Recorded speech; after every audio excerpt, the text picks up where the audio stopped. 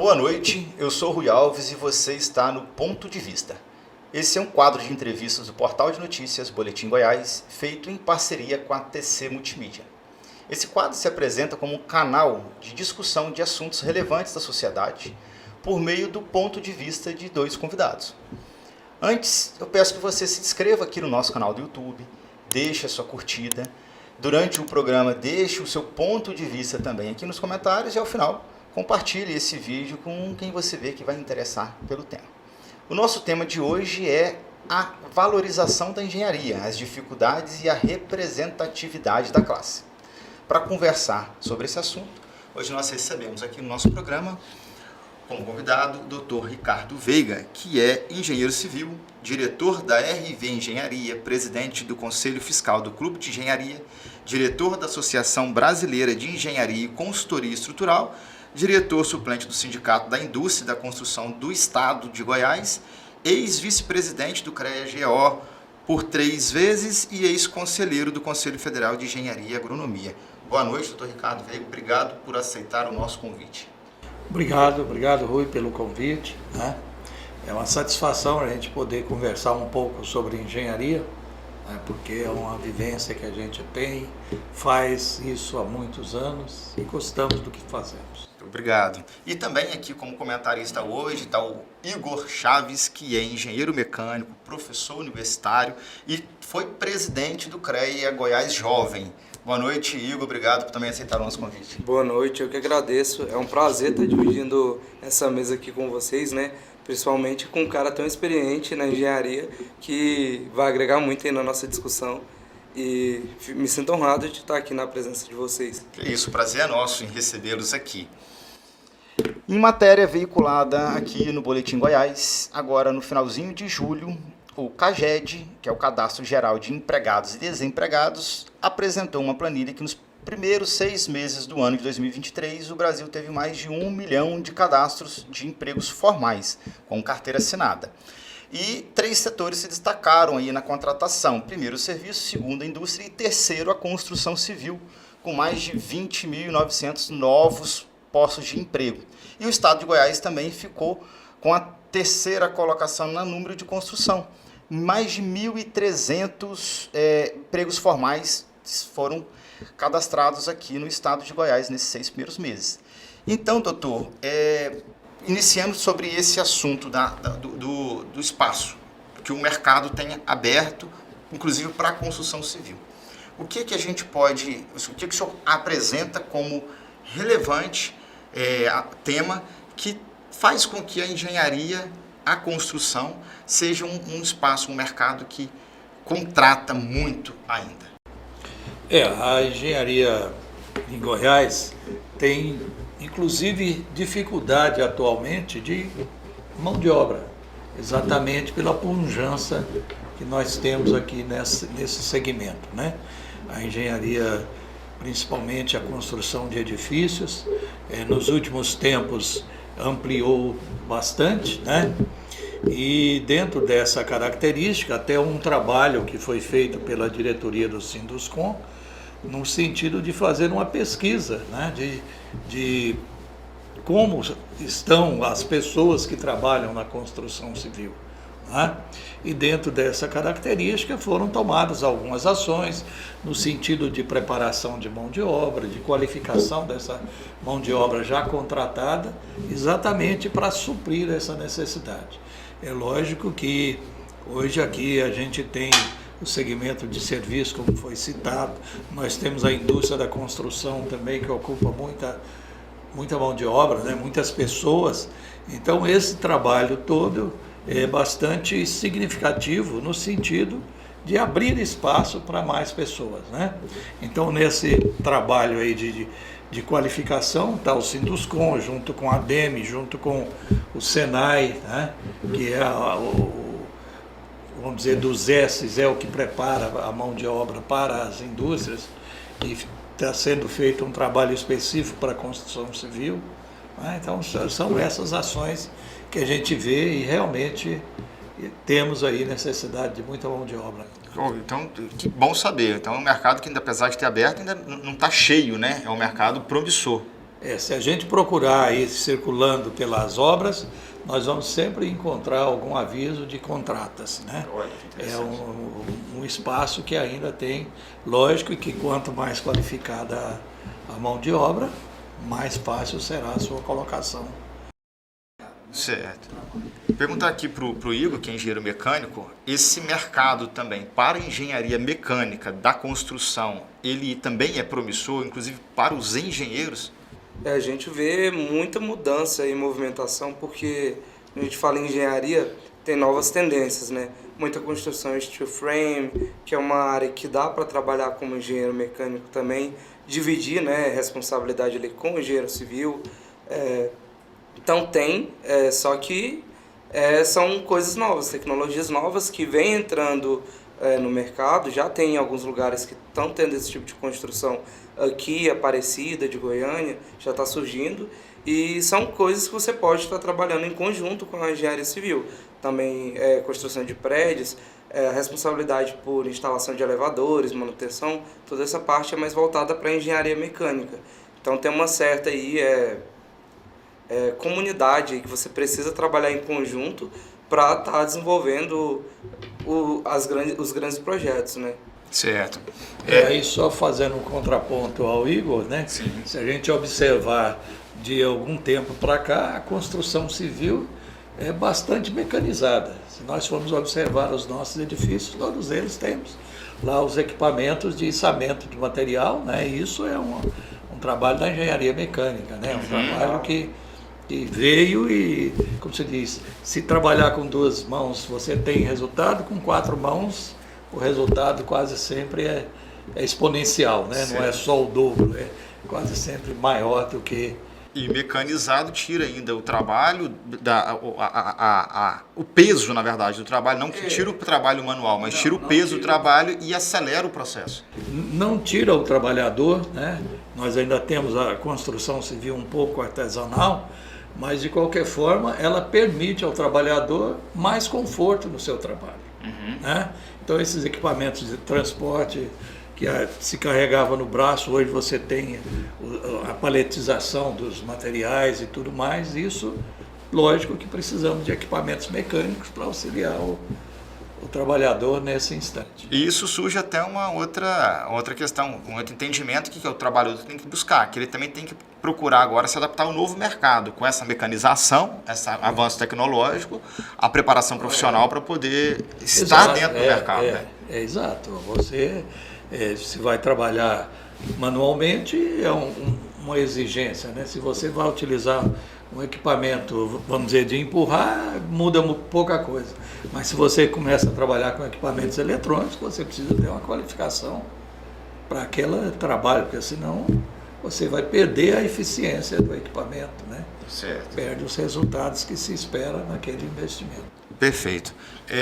Quanto a trazendo o trabalho da engenharia, a construção civil, principal, que a gente está acabando falando sobre ela, né? Diante desse dado que o Caged trouxe.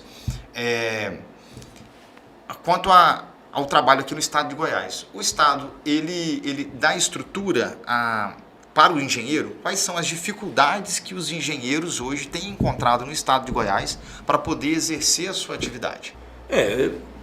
A questão do estado de Goiás, hoje ele tem um espaço de trabalho, né? A gente tem essa iniciativa privada, a gente tem a proposta da questão de saneamento da lei federal, né, que pode ocupar muito mais a engenharia, né, e aí também, quando se fala em saneamento, você entra com diversas engenharias, no sentido da construção em si e no sentido da operação, né, que você tem uma diversidade muito grande, né? E o trabalho contínuo aí que a gente tem de manutenção das cidades, de manutenção dos equipamentos do Estado, né? A questão da manutenção na construção civil é vamos dizer assim, uma coisa nova, uma moda nova, apesar da necessidade da manutenção não ser nova, né?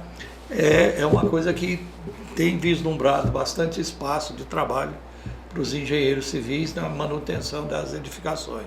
Já na engenharia mecânica, né, o Igor deve saber bem disso, todo o equipamento vem com seu manualzinho de manutenção. Periodicamente se faz uma revisão, manutenção, substituição de peças, e isso está sendo transportado para a engenharia civil também, para a construção civil, no sentido de orientar o usuário da edificação de como conservá-la por mais tempo, com menos custo, né? Entendi. Então, ao invés de se pensar que construir um prédio, com o tempo ele vai ter uma vida útil ali, ele vai ter que ser demolido, pensa-se numa manutenção dele para que ele possa ter uma vida útil maior, é isso?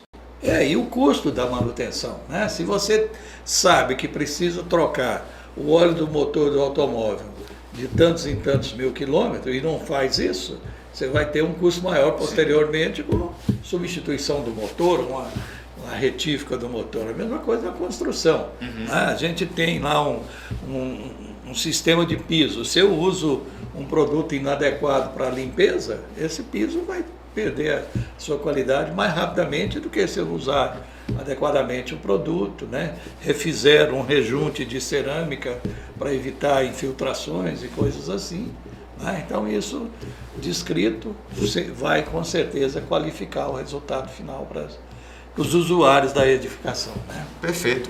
Até jogando já a bola para você nessa questão do mecanismo, Igor, você acha, como professor também e engenheiro já de um tempo mais recente do que o doutor Ricardo, né? Estamos aqui de períodos diferentes, apesar da atuação ainda, né, do doutor Ricardo, mas iniciou já numa atualidade.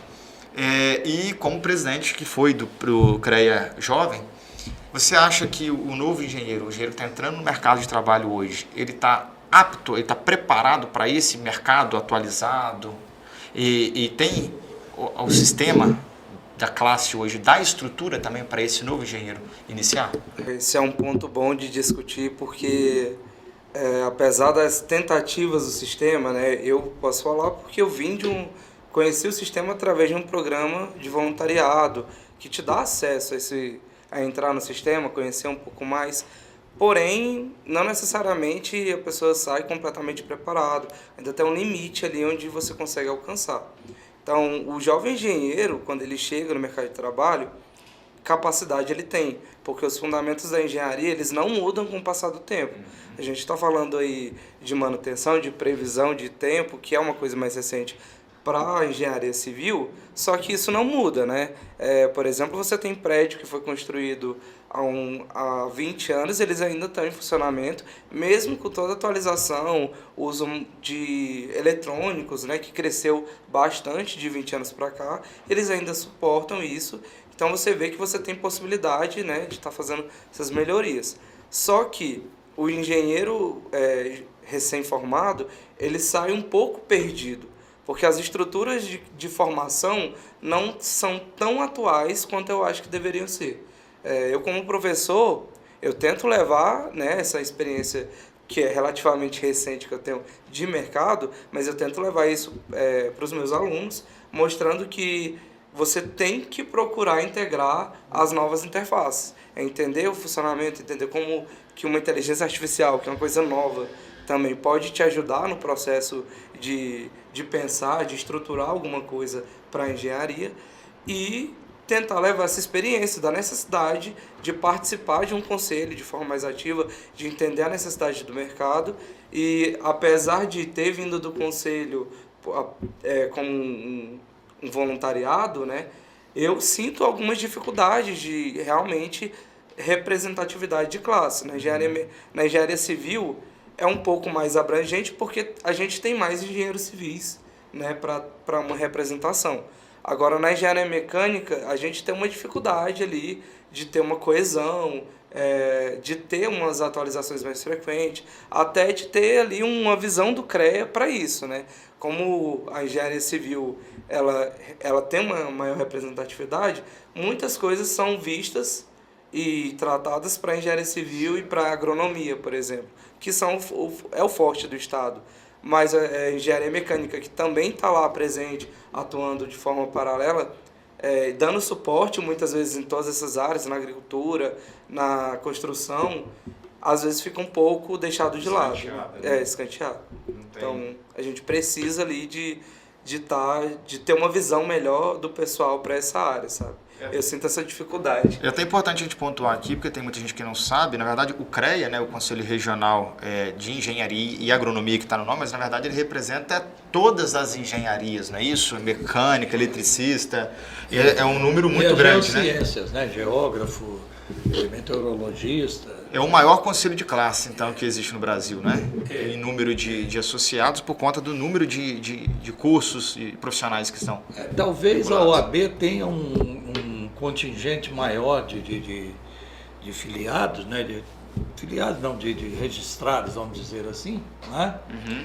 Mas em termos da diversidade de formação, é com certeza o mais amplo, não resta dúvida, né? Certo. Só titulação, só para efeito de ilustração, são mais de 300 títulos dentro do Conselho de Engenharia, Agronomia e Geociências. Mais de 300 títulos. Mais de 300 e a OAB, por exemplo, que você usou como exemplo, é só um, só os advogados. Só advogados. Não são todas as áreas do direito, é só o advogado. E aí são todos esses quando títulos. você pega, por exemplo, o CRM, né, o da medicina, todos são médicos, né? É lógico, da mesma forma dentro da advocacia, você tem lá as especialidades. Algum é mais da área trabalhista, outro é previdenciário, criminal. Exatamente, tributário, né? Você tem certas especialidades, mas é uma formação única. Já nós não, nós temos, vamos dizer assim, um embrião, né? Que seria um tronco, né? Comum, que é o conhecimento da matemática, da física, da química, né? Que aí dão sustentação aos fundamentos de todas as engenharias. E, posteriormente, a gente entra nas disciplinas que a gente chama profissionalizantes, né? Da mesma forma que o Igor, eu estive dentro de escola durante muitos anos também, então a gente percebe sempre isso, né? Pelo fato da escola precisar de fundamentar o conhecimento, né? Ela não consegue, no tempo hábil, fazer a especialidade muito atual, né? Pode trazer como informação. Por isso que sempre tem as atividades, vamos dizer, complementares, né? Os seminários, as semanas de engenharia que procuram trazer uma ilustração maior dentro da própria universidade. E externamente os congressos, né? Certo. A gente, como profissional, engenheiro de qualquer especialidade, não estamos prontos. Estamos sempre aprendendo, né? Sim. Deixa eu só aproveitar até o gancho que o senhor puxou aqui de falar da OAB, só para agradecer aqui o nosso patrocinador, porque é o app do advogado. É um aplicativo específico para a advocacia e você pode conhecer um pouquinho mais sobre ele em appdoadvogado.online. Para você, advogado, que tem essa dificuldade de comunicação com o seu cliente, que fica ligando, querendo saber o andamento do processo, esse é um aplicativo pronto para você poder ter essa comunicação direta e manter o seu cliente informado do andamento dos seus processos. Doutor e Igor, trazendo já então essa questão da valorização da engenharia aqui para o Estado, quais são as dificuldades que hoje o engenheiro encontra para poder ter segurança no trabalho que ele exerce na obra? E o apoio do Conselho nesse caso de estruturar e assegurar o trabalho que o engenheiro tem apresentado. A função do Conselho, nesse aspecto, ele é de proteger o mercado de trabalho para o engenheiro, né, para a engenharia. Então, nesse sentido, as ações são de fiscalização, de verificação, se todas as atividades estão sendo cobertas por profissionais efetivamente formados e registrados, né? Então, esse é o trabalho básico do Conselho. É lógico que, indiretamente, o Conselho faz gestões junto a governo municipal, junto a empresas, no sentido de qualificar o espaço de trabalho, né? Apresenta formações complementares, minicursos, cursos, né? Congressos, né? Então, essa questão é bem discutida dentro dos conselhos, né? Certo. E, logicamente, a política classista inserida dentro do contexto da legislação que rege os conselhos profissionais no Brasil, né? Perfeito. E o Conselho como diz jovem, né, ao que a gente interpreta é para quem está iniciando na carreira, após formado, quem está aí no ingresso. Seria isso, Igor. E esse trabalho, se responde, né, sim ou não, e o conselho tem dado esse suporte, aqui acontece de fato? Mais ou menos, eu vou explicar um pouco mais como que funciona. Certo. Ele é para os profissionais, para os futuros profissionais, na verdade. Então ele vai trabalhar na academia. Especificamente no CREA Goiás Jovem, você tem a oportunidade de entrar como ainda estudante, né, para desenvolver voluntariado lá dentro do programa. E aí você aprende um pouco mais do sistema, um pouco mais sobre projetos de maneira geral, que é uma coisa que engenheiro... Eu falo como engenheiro, né, que fui um pouco mais cru antigamente, e achava que projeto era só, literalmente, os desenhos de engenharia. E não, o projeto é um pouco mais abrangente que isso. Lá a gente entende o que realmente é um projeto, né, como a gente pode estruturar tudo sobre projeto. E sim, o conselho dá esse suporte que acontece de uma forma real. Você tem a oportunidade de desenvolver. Eu não estaria hoje conseguindo falar com vocês aqui se não fosse o conselho. Você tem outras habilidades que você aprimora lá dentro, por causa do processo do voluntariado, né? Você tem que se expor, você vai treinando outras habilidades que não necessariamente você consegue desenvolver na faculdade. Então esse é o ponto que dá esse suporte. Mas ainda assim, você vira o recém-formado, e aí você pode ter lacunas aí sobre o processo de atuação profissional. Óbvio que quem entrou e que conhece o conselho entende um pouco mais, né, da sua responsabilidade, do que você deve fazer, o que você não deve fazer, até onde vai o limite das atribuições da sua atividade, né? Por exemplo, o projeto, como a gente falou mais cedo, Steel Frame, a gente pode trabalhar com toda a parte de montagem como engenheiro mecânico, mas o processo de fundação não é nossa competência. Então tem que trabalhar em parceria com a engenharia civil, que é quem realmente estuda essa matéria específica para estar desenvolvendo essa parte do projeto. Então você entende os seus limites de trabalho, mas não é tão abrangente assim. Não dá para levar literalmente para todo mundo. Então tem essa dificuldade de capacidade de treinamento, né? Certo. Doutor, o senhor está há quanto tempo já na engenharia? Eu me formei em 75, né? Então estamos completando ao final do ano aí 48 anos de profissionalização. Exato. Né? Que bom. E quanto a isso que o Igor trouxe ao final, essa comunicação, hoje depende exclusivamente isso do engenheiro, ou ela depende do conselho poder trazer essa comunicação entre os profissionais que vão trabalhar em conjunto, e se isso ao longo desses 48 anos tiveram mudanças, e quais foram elas? A questão da ação, né, do conselho, se nós profissionais ficarmos do nosso lado aguardando o conselho agir, é um pouco mais difícil. Então, a necessidade de participação, de cobrança, de questionamentos, é sempre bem-vinda a um conselho no sentido dele agir com mais eficiência, perceber o que está acontecendo no seu entorno, né? Porque é uma estrutura pública que precisa dessa, vamos dizer, agito para poder reagir, né? E como o próprio Igor citou, o trabalho de conselheiros, do CREA Jovem, da presidência de um conselho, é tudo honorífico, trabalho honorífico, você não tem remuneração, né? Então é importante que haja essa interação junto à sociedade, no sentido dessa caracterização.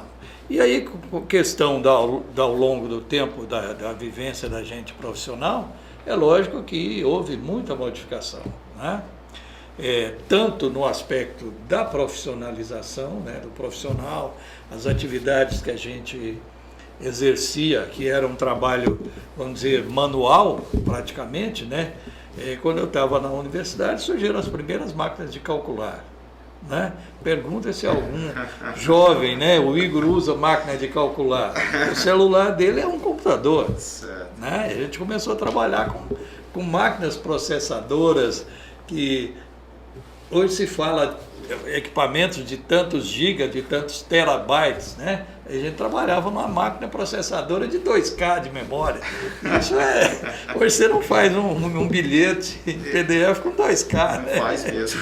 Tá certo? Então, esse aspecto, essas modificações, e isso é bom para o profissional no sentido do desafio, né? O engenheiro gosta do desafio, ele enfrenta o desafio, a satisfação às vezes nem muito chega na remuneração, mas na solução do problema, né? Ele é um resolvedor de problema, o engenheiro de uma forma geral, né? E os problemas continuam acontecendo, logicamente, as ferramentas mudaram, mas o fundamento da engenharia é o mesmo. Precisamos saber matemática, física, química e mais alguma coisa aí para fazer a engenharia bem feita. E, logicamente, está sempre buscando informações, né? Hoje a informação está muito mais acessível, muito mais fácil, né? E, logicamente, os jovens têm muito mais facilidade de procurar isso aí do que a gente que veio de um processo diferente, né? Já veio de um ensinamento analógico, os jovens já estão na tecnologia, né? Lá no meu escritório tem uma imensa biblioteca. Agora pergunta onde está a biblioteca do Igor. Está lá, ou no seu computadorzinho, ou está dentro do próprio celular a biblioteca dele. Na nuvem, né? Na nuvem. Né? Não tem aquele volume de papel que eu tenho guardado lá e que consulto pelo hábito, né? A gente sabe onde está.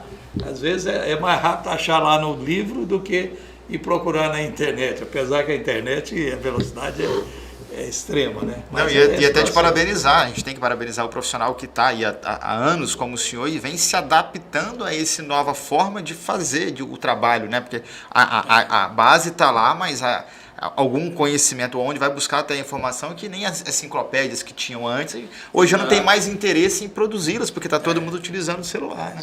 E para quem já inicia nesse mercado tecnológico, como os jovens estão saindo, que já desde pequeno tinham um celular na mão, né? É muito mais fácil para eles se adaptarem a esse novo mercado, né? Exato. Isso é um ponto muito bom, porque isso mostra que, assim, o jovem engenheiro ele tem que aprender com as experiências, né? E isso é um ponto que mostra a diferença do profissional, porque o jovem, ele vai enfrentar situações que ele está vendo pela primeira vez, porque ele realmente é jovem.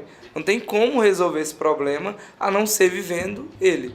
E ter um apoio de uma pessoa que se adapta e que realmente vai te ensinar para você trazer novas soluções, isso é essencial dentro da engenharia, porque é aí que realmente você consegue resolver problemas. Não tem como fazer isso sem esse apoio, e aí você vai desenvolvendo como profissional e também, né, como classe. Isso é muito importante, parabéns, porque é isso que todo jovem profissional precisava, né, desse apoio. Sim, sim. E aprender que tem que se adaptar ao mercado que vem surgindo, porque senão você fica obsoleto, né? E para a gente também, futuramente nas nossas profissões, terá atualizado, e se a gente não se adaptar às atualizações... Né? Será que a gente vai ser substituído por inteligência artificial? Eu principalmente, eu sou advogado, né? Diz que a minha profissão vai ser extinta daqui a alguns anos por causa da inteligência artificial. Então. Mas principalmente nós latinos ainda gostamos da proximidade das pessoas, né? Sim. Isso a gente pode observar até nos instantes hoje onde você tem qualquer atividade, congressos e reuniões e coisas. Você sente que o pessoal estava ávido por voltar a esse ambiente de encontrar, né? Nós gostamos disso. Do calor, né? Do calor humano, da participação, né?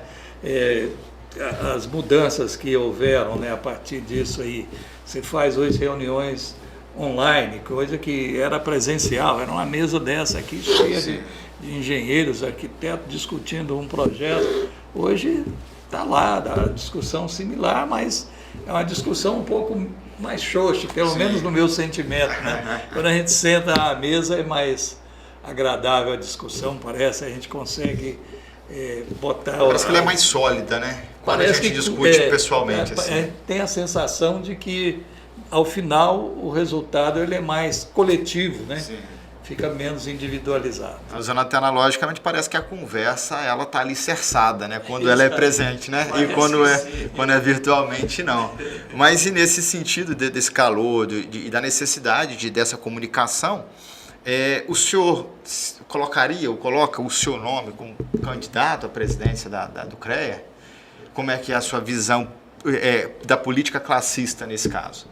A gente, vamos dizer, ao longo desses quase 50 anos, né, e até um pouquinho antes, dentro da própria universidade, a gente tinha as ações nossas políticas, né, questão de CA e tudo mais, apesar de que no período da universidade era um pouco restrito a esse tipo de atividade, mas sempre tinha as movimentações, né, as ações de coletivas dentro da escola.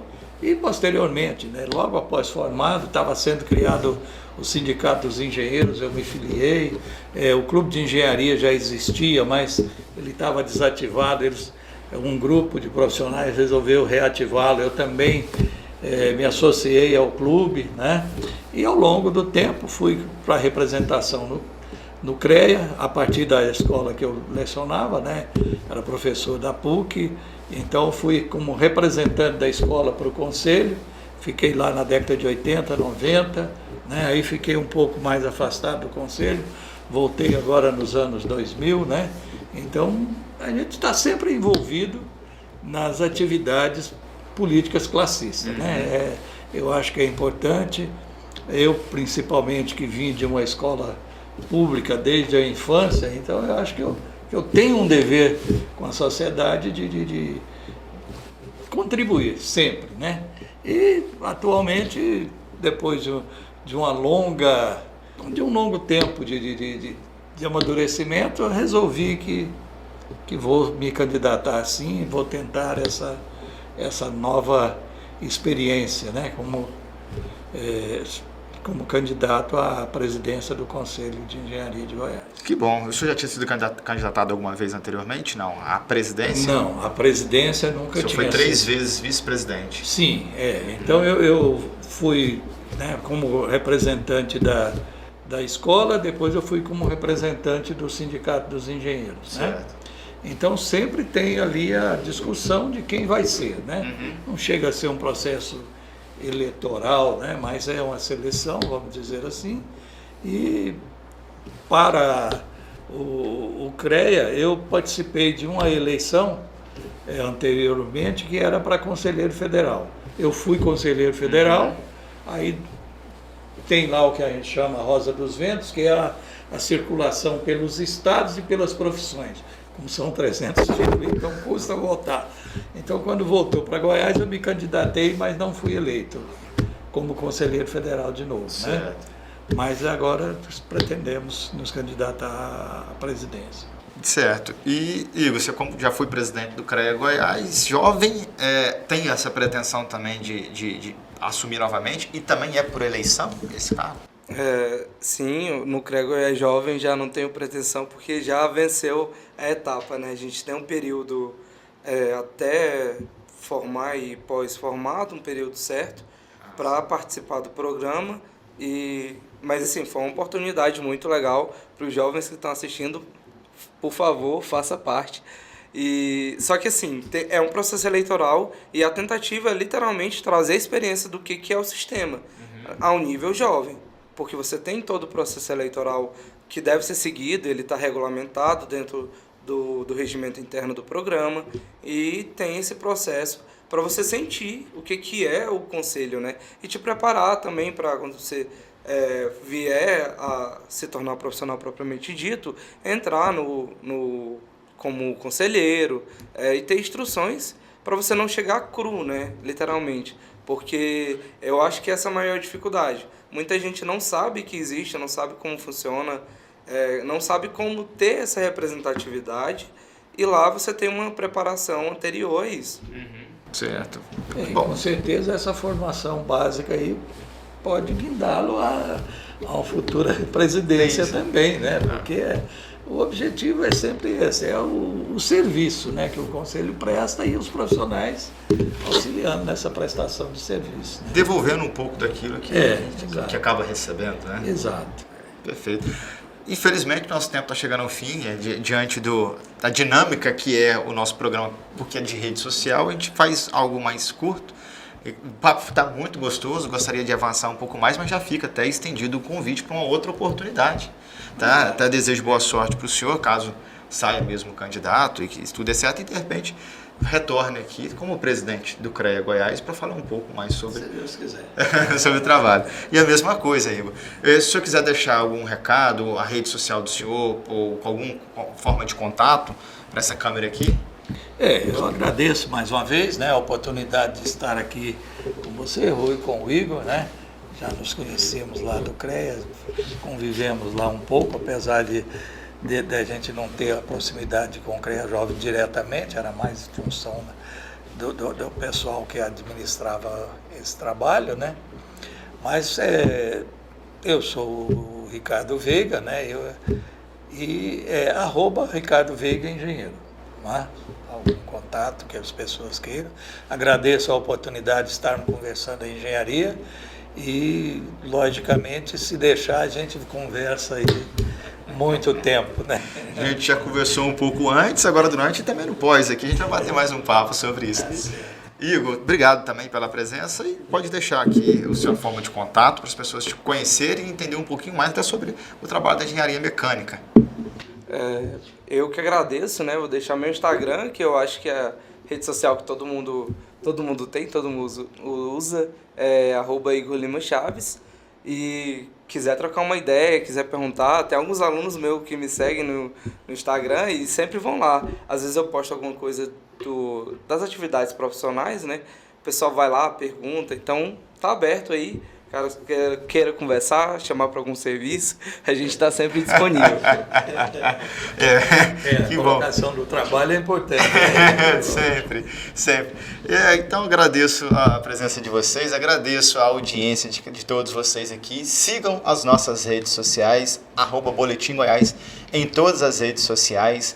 Acessem o nosso portal de notícias, fique bem informado, www.boletimgoias.com.br. Ao final aqui, não deixe de deixar o seu ponto de vista aqui nos comentários, compartilhe esse vídeo. E se me permitem aqui para encerrar, já que estamos falando de construção, me veio aqui um poema de Clarice Lispector, com toda a licença para poder falar, mas bem breve. Ela diz: sou uma pergunta, sou tudo que não tem explicação, sou alguém em constante construção. Obrigado e até mais.